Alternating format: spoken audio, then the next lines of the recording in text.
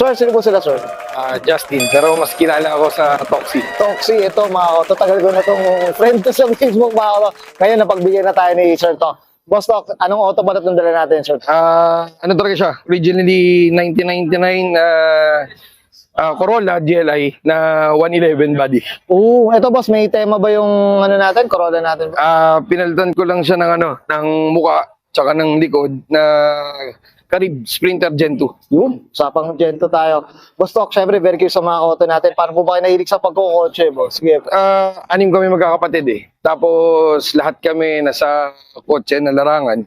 Tapos 3 shop meron kami. Okay, so yung shop mo talaga, boss, matagal na talaga. Nag-start yun sa panganay namin kapatid. 1996, nag-start siya sa bahay niya. Tapos hanggang sa 93 pala. Tapos ngayon, nung 1996, nilabas namin siya sa Public na. commercial na lugar. Ay, okay. So galing dun sa bahay ng kapatid ko na backyard garage lang siya dati. Tapos ngayon, nilabas namin siya na ginawa namin sa Commercial na talaga. commercial lot. Grabe. Mamaya pag-usapan natin, Sir Tok. Siyempre, di sa auto culture, check natin loob, labas, makina. Okay lang po? Sige. Okay. So, tara, check na natin.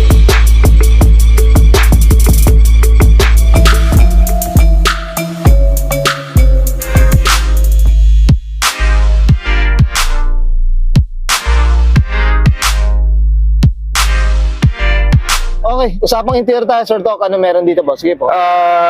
Basically, dahil kinonvert ko siya ng Gen 2 na Carib, nakakuha ko ng interior, harap likod na pang Carib, pero hindi siya pang Gen 2, pang Gen 1. Pati sidings meron to, pero ongoing pa, hindi ko pa siya kinakabit kasi kailangan ko mag-match ng dashboard na parang ganito din. Parang blue-gray na rin siya, pati yung mga step seal. Na which is di pa ako nakakuha. Sidings pa lang ang meron. Center to, sidings na to.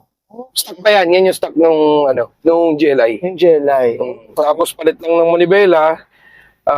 Ito yung Stance Pilipinas na manilapitad na manibela. Ay, oo, no. Na nilagyan ko lang nung horn button na pang F1. Okay, yes. Ganda. Tsaka malinis lang din talaga. Boss, Yun lang. ano? Yun lang. Okay, that's it. Boss, okay na tayo dito sa loob. Check natin labas. Okay lang? Sige. Tok, so, tara.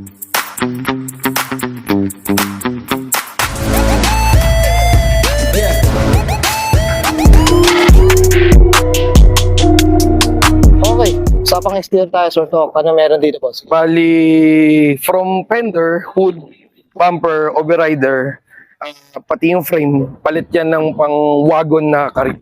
Okay. So, walang putol yung fender niyan. Bolt-on lahat yan sa 111 na local sa atin. Okay. Pero kayo na rin ang may gawa na ito sa shop mo. Yes, boss. Pero nung nakuha ko kasi to, galing din to sa 111 na kinatay. Tapos ngayon, nabili ko to na mukha lang. So, kinabit Okay. lang din namin. Kinabit din. Ito, boss, regarding sa kulay natin, alam ko, iba kulay na ito dati. Anong kulay natin dito, boss? Sige. Yung original na kulay nito is beige. Ngayon, kung makikita mo to, nung before yung meet, nung naka-air suspension pa ako nung nasa Stance Pilipinas, na pinimit ko lagi to. Ano to, boss? Iba-iba kulay. Violet yung harapan, and then beige, tapos yung likod na bumper, silver. Silver. O ba, ano, may ang daming kulay, boss. Marami, pati side skirt, iba kulay puti. Pero ngayon, mga auto, puti ito, pero grabe sa kilos, kahit lang mo kaya ito, madudula, Sir Tok, ah. Okay. Sige, boss, dito, ano ba meron dito, boss? Sige po. Tapos yan, yung pole ng pang Carib talaga. Pero Okay. syempre sa kabila siya eh. So nilipat ko lang dito sa kanan para spirit correct sa For main function din talaga, boss. Oo. No? Okay. Boss, usapang preno, mags, yung suspension. Sige, preno, boss. yung preno galing sa libin na tupat. Okay. So yan yung pinakamalaking may lalagay mo dito sa 15-inch sa mags na TNA. Pero boss, ano na rin, busog na rin eh. Busog na rin. Busog na rin. Mm. Okay. Tapos naka TNA na 15. Tapos naka 19555 na goma para miti. Miti, no? Tapos na coilover. Anong coilover natin? Coilover na ito. Busy. Tsaka tingnan nyo mga auto, ang ganda ng fit. Ano yun? Daliri lang pagitan. Sige, boss, dito sa gilid, Sir Tok, ano meron dito? Gilid, nakuha ko yung original na molding ng Carib na Gen 2. Plus Okay. ito yung medyo mahirap maghanap. Oo nga. Rig na Toyota to na Carib din na rain visor. Na, Ang laki, boss eh. oh boss, lagi to nung pagkakamala, akala nila galing sa CRV na Gen 1. So yun yung tatanong ko dapat eh. Oo, kasi kay Tsura kaparehas. Pero siya.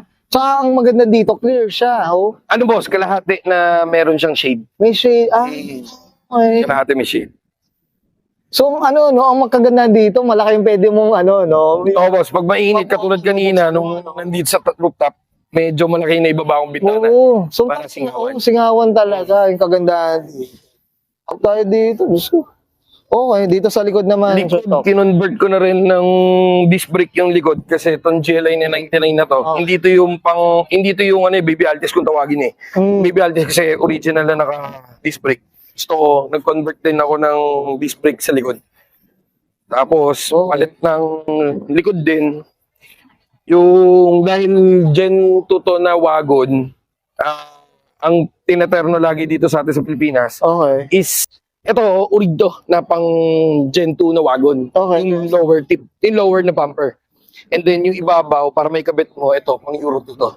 Oh, so parang two-piece ang dating. Yung piece din, boss. Pares ng Euro 1, Euro 2. Okay. Effort din talaga. So, no? Tapos, yun lang. Itong trunk, pang GT. GT. Para lang medyo may accent yung likod. Oo nga, no?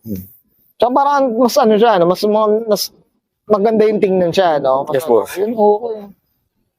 So, boss, okay na tayo dito sa labas. Check natin ang engine. Okay na ba? Okay. Usapang makina tayo, Sir Tok. Ano meron dito ba? Sige po. Sa makina, boss, nung magpapa-screen ako nung una kong screening sa JDMU na classic, binunot ko yung makina. Kasi yung unang pinta nito, naiwan yung engine bay.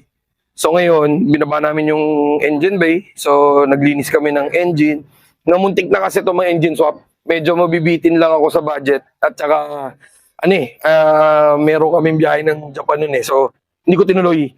So, kinip ko na malinis. Tapos binalik ko yung airbox na stock. Binalik ko yung mga stock na gamit na before kasi, mga naka-intake na eh, naka-motors na. So, binalik ko, kinip ko siya as stock para pag in-screen, dahil automatic, stock yung Malinis, boss. Malinis lang din talaga. Okay, boss. Ayan. Boss, ito yun. ano siya? 1 point ano siya? 1.5 na 4FT.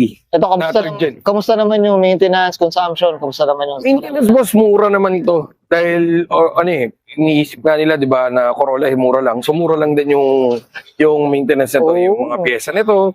Yung, sa maintenance kasi, boss, di ko siya masasabing malakas o mahina. Kasi, lumalabas na yung auto pag pag may meet. May tambay. So, Tambay hindi lang ko talaga siya dinadaily. Okay. Pero sa gas consumption, medyo malakas to sa akin ngayon. Kasi hinahataw na hinahataw. Pero kung city drive, okay lang. Okay na. Ito 1.6. Laban na rin. So, yung mga accessories, boss, no? Ano ba meron dito? PC na gold na coilover. Tapos naka-TRD na strut. Tapos yung Amon na battery type. Kasi naglaki ako ng battery dahil sa sounds eh. Tama, no? Tapos naglagay lang ako ng ng radiator, yung cooling na Cooling tinatawag plate, no? Tapos, di ba usually lagi nila inaano yung polish, yung aluminum. Aluminum. Ginawa ko naman itim para lang contrast kasi puti itim. Para lahat, no? Malinis. no? Talaga. Okay, mantig ng labasan. No? Tapos pinasynchromate ko lang yung mga tornilyo, bracket. Okay. Tapos palit lang ng ibang tornilyong malilinis. Mga malilinis na. Simpleng detalye lang. Ayun. Okay. Sir Tok, okay na tayo dito, boss. Ayan, thank you. Okay, guys, nakita natin interior, exterior, engine bay. Siyempre, usapang Sprinter, Carib, mga auto. Dito kay Boss Tok. Si Boss Tok, siyempre, di mawala shoutout na tayo, boss. Sige po, go to. Shoutout sa una-una sa asawa ko. Di siya naging kontra dito yung pagbuho ko eh. Minsan lang. Tapos yung kapatid ko. Kasi talagang kanya yung shop. So ako lang nagmamanage. Tapos pupahit siyang magsisingit ko yung kotse. Tapos yung mga kapatid ko. Kasi para-pares kami hilig eh. Anim kami, ako yung bunso. Wala kami lalaki, anim. Grabe, puro kotse na din talaga. Yung boss. Sige, boss, ano pa lang palangalan ng shop natin, boss? Yung shop is yung AutoWorks Motor Shop, located sa Cavite. Dagdag ko pala, shoutout din dun sa sa best friend ko, kay Koy. Siya yung nag-udyok lagi sa akin na bumuo ng kotse. Pag time na natatapos na yung build ko. Pag nag-give up, nagkukwit, nagpupunta sa ibang larangan, ikaw ulit kotse. Kahit yan, sa mga tropa na yan. Tapos dun sa mga tropang tumulong sa akin, sa pagbuo, di ko na kayo mentionin, marami kayo masyado eh. Pero salamat. Many to mention nga daw. Many talaga. Many talaga. Yan, that's it. Thank you. Boss, you. okay na tayo? Okay na. Okay, so this bang na Ensor Toxi, pasok kayo ng 1999. Toyota Corolla AE111, usapang Sprinter Carib Gen 2 inspired, and this is Auto Culture.